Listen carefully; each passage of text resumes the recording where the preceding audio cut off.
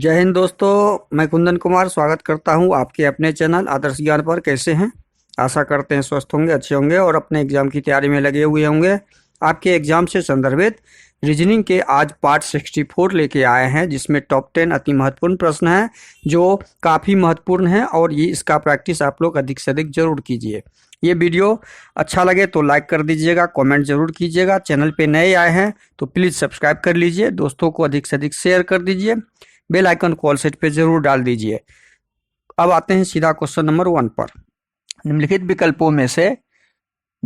विकल्पों में से उस संबंधित संख्या को चुनिए। संबंधित संख्या कौन सा है?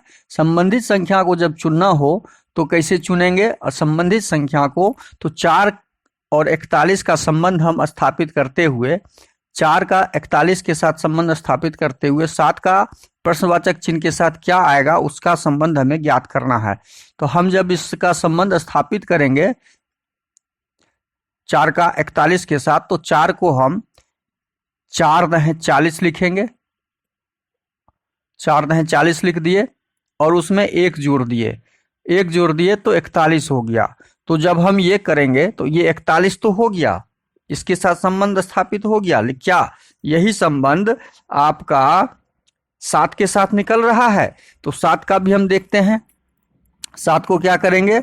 10 से गुना करेंगे तो 7 दहें 70 हो जाएगा और 70 में 1 जोड़ देंगे तो 71 हो जाएगा।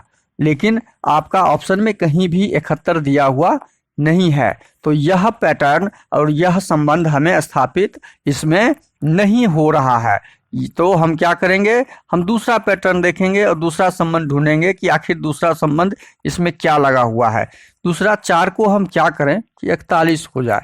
4 को हम क्या करें कि 41 हो जाए। तो 4 को हम 4 का स्क्वायर यदि कर देते हैं और 4 में प्लस 1 करके 4 में प्लस 1 कर 5 का स्क्वायर कर देते हैं, मतलब एक तो 4 हुआ और एक 4 प्लस 1 का स्क्वायर हुआ। इसका मतलब ये हुआ एक 4 का स्क्वायर, एक 4 प्लस 1 का स्क्वायर, तो 5 का स्क्वायर हो गया। 5 का स्क्वायर हो गया तो 4 चौके 16 और 5 25।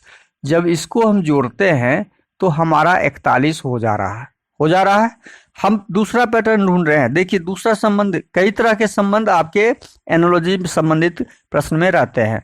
अब हम उसी प्रकार 7 का ज्ञात करेंगे कि 7 का जब स्क्वायर करेंगे यही पैटर्न पे बैठा के, और 7 प्लस 1 का जब स्क्वायर करेंगे 7 प्लस 1, इसका मतलब 8, तो हमारा कितना हो जाएगा? 7 सत्ते 49 और 8 8 64। जब दोनों को जोड़ेंगे 9 4 13, 6 4 10, 1 11, 113। हमारा आंसर क्या आ रहा है? 113, जो कहाँ पे दिया हुआ है? ऑप्शन सी में दिया हुआ है। तो क्वेश्चन नंबर 1 का सही आंसर क्या हो जाएगा? ऑप्शन सी हो जाएगा, 113। अगला प्रश्न है क्वेश्चन नंबर 2। पशु गाय कुत्ते का संबंध शब्दों के साथ स्थापित करते हुए हमें वेन डायग्राम बनाना है, वेन आरेख बनाना है। तो वेन पशु क्या है? पशु गाय कुत्ते, पशु ये दोनों पशु हैं। गाय और कुत्ते क्या हैं? पशु के अंदर आएंगे। गाय एक अलग जानवर का नाम है और कुत्ते एक अलग जानवर का नाम है, मतलब दोनों पशु का ही नाम है। तो दोनों का जब डायग्राम हम बनाएंगे तो ये गाय का डायग्राम बन जाएगा और ये कुत्ते का डायग्राम बन जाएगा। कुत्ते का बन गया और ये दोनों एक पशु हैं। दोनों क्या है? पशु। हमने ये पशु का बना लिया डायग्राम। हमारा ये डायग्राम जहां पे भी दिखेगा, जो ऑप्शन डी में दिख रहा है, तो क्वेश्चन नंबर 2 का सही आंसर क्या हो जाएगा? Option D. अगला प्रश्न है क्वेश्चन नंबर 3। यदि एक निश्चित कोड भाषा में डॉक्टर को ALZQLO के रूप में लिखा जाता है तो उसी भाषा में नर्स को क्या लिखा जाएगा? देखिए डॉक्टर को क्या लिखा? डी, डॉक्टर को लिखा DOCTOR। इसको लिखा है ALZQLO। इस रूप में लिखा है। तो अब इसमें क्या संबंध है, वो संबंध देख ढूंढेंगे हम। संबंध क्या ढूंढेंगे कि इसमें संबंध है क्या, डी से ए में कन्वर्ट हुआ, डी से क्या हुआ है, ए में कन्वर्ट हुआ।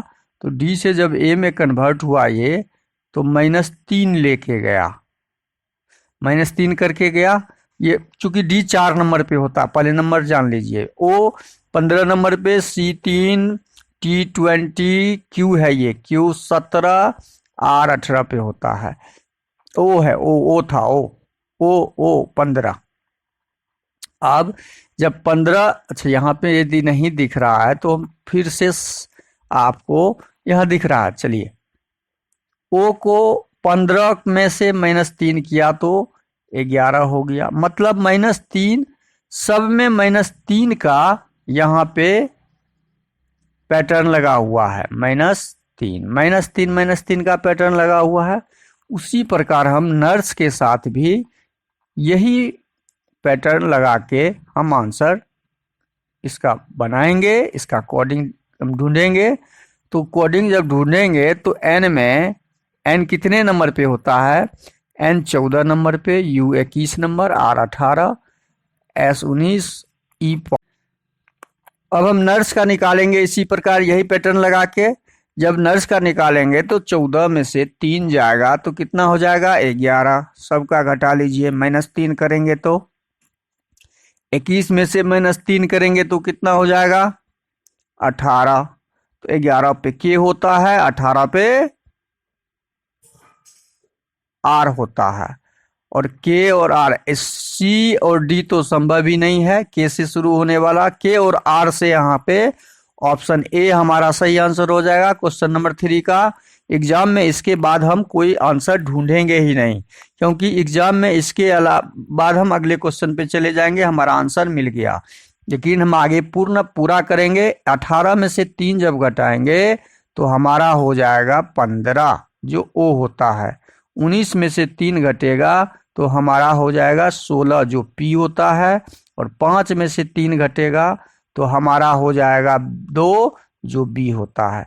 ये आंसर हम पहले ही ऑप्शन ए लगा चुके हैं। तो क्वेश्चन नंबर 3 का सही आंसर ऑप्शन ए हो जाएगा। अगला प्रश्न है क्वेश्चन नंबर 4। निम्नलिखित श्रृंखला में प्रश्न चिन्ह के स्थान पर कौन सी संख्या आएगी। अब ये श्रृंखला है, इस श्रृंखला में कैसे हम श्रृंखला को बिठाएंगे कि यह खाली जगह, प्रश्न चिन्ह का मतलब यहाँ खाली जगह है, खाली जगह पे हम क्या रखेंगे जो पूरा हो जाएगा यह सीरीज। अब देखिए, ओ और एल के बीच या ओ और क्यू के बीच संबंध हम देखेंगे। ओ और क्यू के बीच में क्या संबंध है, ओ और क्यू के बीच में जो संबंध है, ओ 15 नंबर पे और क्यू 17, मतलब +2 है। यहाँ पे क्या है, +2 है। तो अगला संख्या भी क्या हो जाएगा, अगला संख्या भी +2 हो जाएगा। यहाँ पे खाली स्थान पे जो आएगा हमारा 17 2 19, 19 नंबर पे कौन सा अक्षर होता है, 19 नंबर पे एस होता है। तो एस हो जाएगा यहाँ +2। 19 में फिर +2 किया है तो 21 हो गया, फिर 2 प्लस किया तो 23 हो गया। देखिए सब में हमारा यह +2 वाला पहले लेटर में पैटर्न सही निकल चुका। अब दूसरे लेटर का हम पैटर्न ढूंढेंगे। एल है दूसरे जगह लेटर में, एल को ओ में कन्वर्ट किया, तो एल को ओ में कन्वर्ट किया तो एल 12, ओ 15, तो 12 3 15, मतलब 3 प्लस का है। यदि 15 में 3 जोड़ेंगे तो कितना हो जाएगा, 15 3 18, और 18 होता है आर। तो एस आर हमारा यहाँ पे आंसर में आना चाहिए, एस आर। लेकिन बाकी पैटर्न क्या यही पैटर्न पे लगा हुआ है, बाकी अक्षरों में देख लेते हैं। यहाँ भी +3, 18 3 21, यहाँ भी +3, और 21 3 24, यहाँ भी +3। मतलब फर्स्ट लेटर के साथ +2 +2 +2 का पैटर्न, और सेकेंड लेटर के साथ +3 +3 +3 +3 का पैटर्न लगा हुआ है। इसलिए हमारा एस आर जो आंसर निकला यह सही आंसर है, जो पैटर्न के आधारित है। तो इस एस आर ऑप्शन में जहां पे होगा, यह ऐसा ऑप्शन डी में दिख रहा है, तो ऑप्शन डी आपका सही हो जाएगा। अगला प्रश्न है क्वेश्चन नंबर 5। प्रश्न चिन्ह के स्थान पे कौन सी संख्या आएगी? अब देखिए बड़ी संख्या नीचे है तो ऊपर से नीचे को हम देखेंगे। ऊपर से नीचे हमेशा ये ध्यान रखिए, ऊपर से नीचे और नीचे दाएं से बाएं, बाएं से दाएं कब देखते हैं? जब बड़ी संख्या जिधर प्राप्त दिखे वो हम पहले उसका प्रयास करते हैं उसको सॉल्व करने का। 9 6 15 4 19, ये 50 नहीं हुआ। 9 6 54 में 4 घटा दिए तो 50 हो गया। देखिए इसमें पैटर्न क्या लगा हुआ है? पहले कॉलम में 9 6 54 में 4 घटा दिया, 50 प्राप्त हो गया। तीसरे कॉलम को चेक कर लेते हैं, उसके बाद हम सीधा दूसरे कॉलम को चेक करके आंसर ढूंढ लेंगे। 7 गुने 8 घटे 3, तो 7 8 56 घटे 3 बराबर 53। यह पैटर्न लगा हुआ, तो हम यही पैटर्न तीसरे कॉलम के साथ लगा के आंसर निकाल लेंगे। तीसरे कॉलम के साथ लगाइए। 8 गुना 7 घटे 5, 7 8 56, 56 में 5 चला जाएगा तो 51। हमारा आंसर क्या निकला? प्रश्नवाचक चिन्ह के स्थान पर 51, जो ऑप्शन सी में दिया हुआ है। जो कहाँ पे दिया हुआ है? ऑप्शन सी में दिया हुआ है। तो क्वेश्चन नंबर 5 का सही आंसर ऑप्शन सी है। क्वेश्चन नंबर 6 आपके सामने है। कौन सा विकल्प दी गई श्रृंखला को पूर्ण करता है? अब दी गई श्रृंखला को पूर्ण करने वाला विकल्प हमें ढूंढना है। तो विकल्प एक पर को काउंट करेंगे। 1 2 3 4 5 6 7 8 9 10 11 12 13 14 15 16, 16 भागा 4 कर दीजिए। 4 चौके 16, 4 4 के भाग में डिवाइड कर दीजिए और तब उसको लगाइए पैटर्न पे बैठाते हुए। 1 2 3 4,